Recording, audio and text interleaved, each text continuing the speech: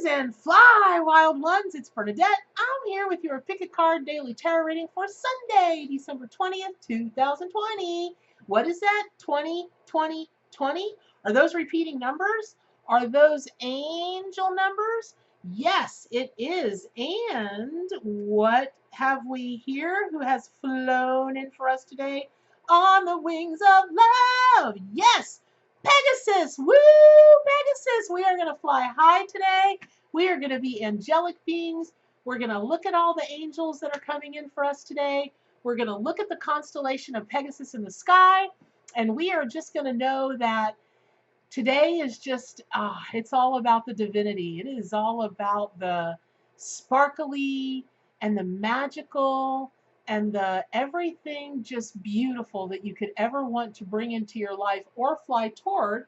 Or conversely, if you don't want it in your life, you just spread your big old white gossamer wings and you say, bye.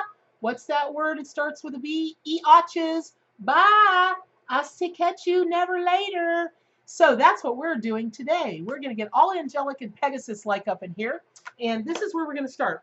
So, when people take a look at the mythological animals, I love it because it causes such a great debate. Mythological animals can't be spirit animals, Bernadette. Why not? Humans can't be spirit animals, Bernadette. Why not? They're living, they're animals, and there's no such thing as a Pegasus. How do you know that? Do you live in an alternate universe? Can you prove to me that alternate universes aren't real? Can you prove to me that there wasn't a winged horse once upon a time? No, you can prove none of that. Just like I can't prove that Pegasus is real. But what I do believe is that thought forms are living, breathing entities because they're electric, they have life, they have energy. Energy doesn't die. When so many people, listen, where, where two or more may gather, you might have heard that, right? So while there's power in one, when one person dreams up a Pegasus or a Minotaur or a this or a that or a whatever, that's one person. And then another person goes, hey, I'll take some of that. I'll believe some of that. Now you've got two people focused on the same thing, then three. Then now what we see is all these centuries later, the great Greek myths, that stuff, you know what? I know I'm going to walk out of my backyard one day and there's going to be tromp, tromp, tromp, and it's either going to be a Yeti or it's going to be a Minotaur. It's going to be one of those two. I just know it. I'm willing it to happen, and so it shall. Aho. Right? Okay. So that's the first. That's the first thing that about Pegasus, or really any other mythological or fantasy animal, is: do you believe in magic? Ba ba ba ba. And today better be that day you believe in magic. La la la la la la la. I don't want to hear if you don't believe in magic. But if you're here with me, I just know that you believe in magic because you're a wild one, right? Okay. But this could be a call for you to believe in more magic, because what I find a lot of times when clients come in to see me, they believe in the magic, but they don't live the magic, meaning they're not willing to trust something really important to the magic. So if you've got an important consideration you're making today or an important decision, it's going to be up to you to decide, are you flying away from this thing or are you going to fly towards this thing? And before you make that decision, let me tell you this. Again, this could be a video, this could be a daily reading, a daily tarot or oracle reading that's over 5 minutes. We could go down through all the basic symbolism of Pegasus, which seems very simple. We could be done for the day. Have a wonderful Sunday. But I like to take a look at the roots of where things come from. And in the legend, in the Greek myths, Pegasus is born of poor Medusa getting her head whacked off.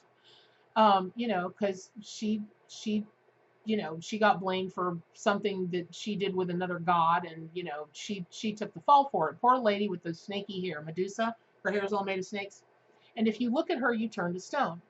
So she seems pretty awful, but snakes represent complete transformation. You got a whole head full of those things. That's a lot of transformation. But the thing that I like about Medusa, because I'm an in-your-face kind of gal, and I'm all about transparency and authenticity, and I just wish people would be more authentic for themselves, for them, go through their transformations, yak yak yak, right? When you take a look at Greek art, mostly the Greeks do not show the face of their heroes. They're turned, they're slightly, or they're back. Medusa, I have not looked at every piece of art of Greek art, but Medusa's art is known for her staring you straight in the eye. What you see is what you get. She's going to come straight forward. She's not wavering. She's courageous, and she's going to stand her little sneaky ground, right? That can be scary if you're afraid of transformation. The fear of snakes is like, I don't know, one of the second biggest fears of all time, even over dying. Can you believe that?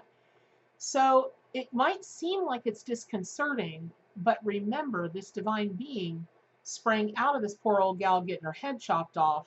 Then he went up to the heavens, and Zeus. There's this whole story with Zeus, and so Pegasus became a constellation.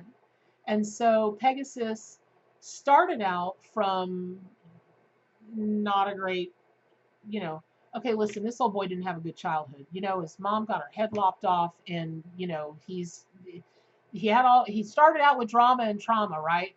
But he arose and he ascended to the heavens, and then he became a constellation for the world to see and appreciate and pray by and manifest by and share love under this starlight and this constellation. I mean, just all of these beautiful things, right?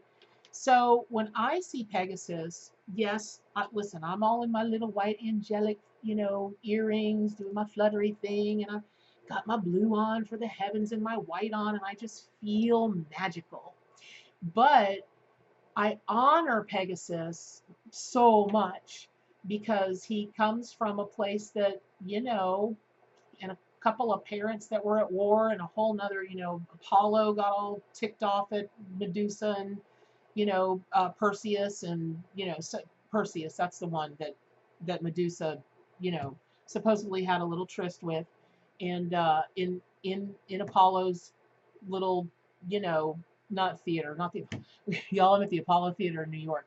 You know what I'm saying? At the sacred grounds, you'll figure it out. You'll tell me in the notes. Thank you. The comments below. Thank you. But and Medusa's days were numbered, and Perseus, probably got a slap on the wrist, because that's something else this reminds me of. If you're a god, you do something wrong, you get a slap on the wrist. When you're stinky old snake-headed Medusa, you get your head chopped off. So I when I see this card come out for a client, because the look of, oh, I'm so excited when it comes out is always something everybody does. And there's every reason to be excited. And depending on the person and the intuitive message I'm getting at that moment for that person, it can either be all about the yada da da yada da, we're flying, right? Or it could be about, how's your childhood? That kind of thing. I feel like you're going through this now, and it's stemming from this very specific situation that was in the past. Does this make sense to you? Does this resonate with you? Yes, no. And we get about it that way, right? So careful with this card, because it can help you, your client, ascend to the greatest heights. And it can be also about remembering where you come from and overcoming that circumstance, those people, that situation. I make a joke about it now, but make no mistake, I didn't like growing up poor. No, I didn't. And it's not like I grew up poor with around people who were wealthy. But there was enough of a difference that I noticed, and I didn't care for it one bit. I didn't care for the stigma. I'm a Scorpio. I desire. I want what I wanted when I wanted it. And I always had this sense of there's bigger and better out there. I mean, since the time I was that big, y'all. So I didn't particularly, in some instances, I don't particularly like where I came from. And in other instances, I'd go through it again in a million lifetimes the way who I grew up with. Let's put it this way. So, know that you might be getting that message today for yourself or for somebody else. Now, some other really cool things. Perseus? Poseidon, not Perseus. What was I thinking? Poseidon, y'all. So, another thing that I really love, a myth about the very real Pegasus, is that everywhere their little golden hooves go, some beautiful great spring water, something, anointed sacred waters spring up there. I love the water element of that. And yes, I'm sorry, it was Poseidon. And so there's a water element that comes with Pegasus. And then when their little, their sweet little glittery hooves hit the ground and all that other water springs up, know that you're dealing with emotions because water element emotions, right? But my gosh, I can taste them. If you guys have ever been to a mountain and you've tasted true mountain spring water, that nonsense they bottle, put in plastic, put in a bottle, a glass bottle. Please, people. I grew up with spring water because we had a well where I grew up, and our well tapped into the Florida aquifer. That's the cleanest, freshest water. And I thought I had the sweetest, best water growing up my whole life that there would ever where any in the world, anywhere in the world until I went to Colorado for the first time and went up a mountain and heard the silence that they talk about with the mountains, which is also part of the Pegasus symbolism and meaning. We'll get to that in a second. I never heard such a silence. And I know that sounds strange to hear a silence, but I never heard such a silence. I never experienced such a, I didn't want to shrink down and get invisible, but I wanted to cause the least amount of ruckus. I didn't want anyone to hear me walk in that sacred place. And then I saw the river. And I chunked myself down like they do in a movie because it was high enough up and we'd been told you could drink out of it and not get botulism, that kind of thing. And me and my buddies that were there, we were at the INATS convention, the International New Age Trade Show. This was some years ago. And I drank that water and my friends drank that water and we turned around and looked at each other and went, uh, what? I highly recommend drinking mountain water. Real mountain water on a real mountain. Not the crap that they bottle because I'm sure they have pure intentions, but it's not like it at all. So when I think of Pegasus, when it comes in a reading, Pegasus symbolism and meaning, how it pertains, as a spirit totem and power animal, I start to put all of those things together, which is how pure are your intentions? How pure are your emotions? How pure are the emotions and intentions of the people in your circle? Maybe somebody or something you have to make a decision about.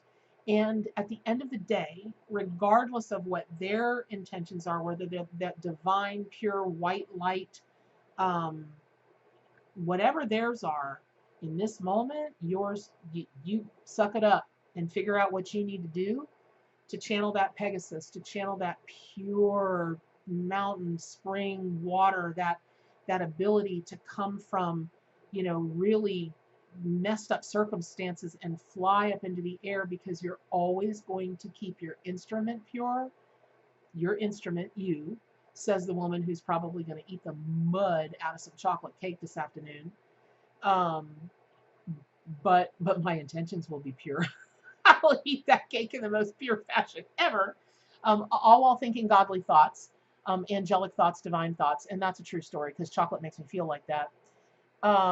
But this is no joke. Like, this is not the time to not believe in fantasy animals. This is not the time not to believe mythology. This is the time to take a look at all of the deeper meanings of Pegasus and understand what a tremendously, tremendously powerful spirit totem and power animal this is to fly into your awareness today. Now, that said, when we take a look at flight, we must also take a look at feather, feather symbolism. And just of its own, feathers are really delicate creatures. They're really delicate kinds of things. And they do molt. They fall out for various reasons. Birds molt. Is this your time? Have you been wearing hawk feathers? Have you been wearing phoenix feathers? Have you been wearing red cardinal feathers, a parakeet's feathers? Is it time for you to metamorphosize into angelic feathers now? Or constellation feathers? Well, true story. I see this card a lot for people who have a secret desire to become astrologers. And it's their secret because they're not going for it. They haven't told anybody. Even if they've told a bunch of people, they're still not going for it. And that's something you're keeping a secret. You can blab to everybody in the world what you want to do. That's different than actually doing it. That's actually different than being able to blab to people. Guess what I'm doing? I took an email marketing course. I couldn't wait to tell people. And they're like, why do you need to take an email marketing course? I'm like, because I suck at it. I'm not as good as I want to be at it. And so I need to figure out what my disconnect is. I figured it out. I'm an idiot. I'm just a straight up idiot. So, you might be seeing this because you have an interest in astrology, or if you've been studying astrology for a long time, maybe you're really hesitant to pull the, pluck out a feather and pen your, hey, I'm going to get $100 an hour to do this, or 100 this, or 100 that. And let me just tell you guys, I'm raising my prices for my readings in January. I'd raise my prices in 8 years, y'all. 8 years, that's a long time. So I'm fixing to ascend. I want to wear different feathers. And so I'm gonna. And so I understand that, like, oh, I don't know what to charge. I don't know if I want to charge. I don't know if I should charge. I don't know if I can charge. I don't even know if I could be or should be a professional astrologer. I have a friend. Oh my gosh. I don't know that I've met anybody that knows as much about astrology as this old boy. I call him all the time. Hey, what do you got to tell me? And he'll just tell me because we've been friends for 30 years. But he's he's been a waiter his whole life. Not that there's nothing wrong with being a waiter, but when you're in your late 50s, you want to be waiting tables. He could be making how many bucks an hour being an astrologer? Terrified, just terrified. So he doesn't do it. So even if it's not astrology, even if it's something else, um, but I know that it's in the metaphysical realm. I just know it's in the metaphysical realm. Um, and it might be about aliens. I don't know. I have no idea. But I know it's in the metaphysical realm, she says for the 50th time. This is a call for you to move forward with that. It really, really is. Work with Pegasus energy. Get your feathers on. Get your wind up under your wings. All of those cliches, but they're not really cliches because they're not. So the other thing, I keep saying the other thing, because I could talk about Pegasus and unicorns and Greek mythology, Roman mythology, Greek, but really Greek mythology. I was obsessed when I was a child. I mean, flat out obsessed when I was a kid. So it holds a special place in my heart. But it really is like, well, and then there's this, and then there's this, and then there's this, and then there's this about them. Pegasus is also known for being a bringer of thunder, because he became a servant to the king of gods, Zeus, for whom he carried the thunderbolts. He carried Zeus's thunderbolts. So maybe you're not the one that produces the thunder, but you can bring the thunder. Maybe you're not the one that um, moves heaven and earth with that big shake-up kind of thing. You're not the one that caused the earthquake, but you can bring it. Meaning, you don't have to be the root cause of something to carry the message, carry the meaning, carry the action forward for other people. Maybe you're a behind the scenes person and you shine when you are a supporting person. Maybe that's true. And if it is, are you doing any like grousing about it? Maybe it's not. Maybe it's time for you to just have a mimosa on this beautiful Sunday. Which of course would be followed by a chocolate croissant. But that's how I envision it in my head. But maybe it's time for you to step out from behind being the supporting role, and maybe it's time for you to step into being the maker of the thunderbolts rather than being the Pegasus who's carrying the thunderbolts. Either way, you're going to be associated with the thunder. And thunder is, well, I live in Florida, and we just, not all of us, but if you're a native Floridian, you live for those great thunderstorms. There's just such a cleansing sound therapy thing that goes on when that thunder goes kaboosh. It'll light you up, that's for sure. But if you're sitting on a front porch, you know it's coming because you probably are going to see the lightning bolt, and then you count, 1, 2, 3, and that's how far away the lightning and the thunder are. But it's man, it'll get your heart going and it'll just clear you out right there. And of course, the rain washes away everything. So I haven't read it anywhere, but I really do associate Pegasus with thunderstorms, lightning, and rain in the best way that they can be. Um, I think maybe only once have I seen the thunder striking or the lightning, because it's not the thunder that'll kill you, it's the lightning. Only have I ever seen the lightning striking, metaphorically striking a client or somebody else in a situation, in a vision that I had. I mean, all these years, all these readings, only once. So I think it's probably a more of a, maybe it's your time to step into creating the thunderbolts, creating the lightning rather than carrying them, but maybe not. Only you'll be able to determine that. The other thing is freedom. So for some people, it might seem like, well, Zeus was the god of gods, and as Pegasus got old and stayed in his servitude and gave him all those years of good service, couldn't he just grant him immortal life? Maybe. But however it came to pass, it was an honor and a gift that Zeus turned Pegasus into a constellation. And so, and in the northern sky, by the way. But that's got a whole symbolism that goes along with it. It's people will forever, for eternity, look up from Earth and see that constellation and admire Pegasus and give honor to Pegasus and send love to Pegasus. Whereas, who knows? Maybe Zeus couldn't give immortal life. I don't know. I'll have to look it up. But if he couldn't, that very well may be the way that Pegasus wanted to spend eternity, was inspiring trustworthiness and devotion. And the Pegasus constellation, it arrives in spring during the seasonal storms. So it's all about that regeneration, that rebirth, that growing, that ascending. It's just such a, oh my gosh, y'all, was it yesterday? Lord, my days are flying today. It's either yesterday or the day before. It was White Porcupine, which was about sacred scribing.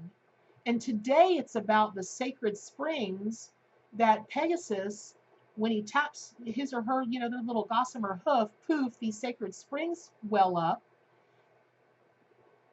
And you've got the feather energy, and feathers are just like porcupine quills. They are harbingers of writing, of sacred scribing. I don't know, y'all. There's something going on in the collective out there about sacred words, sacred emotions. And you've got all these, you've got the porcupine quills, and now you've got the white feathers from Pegasus.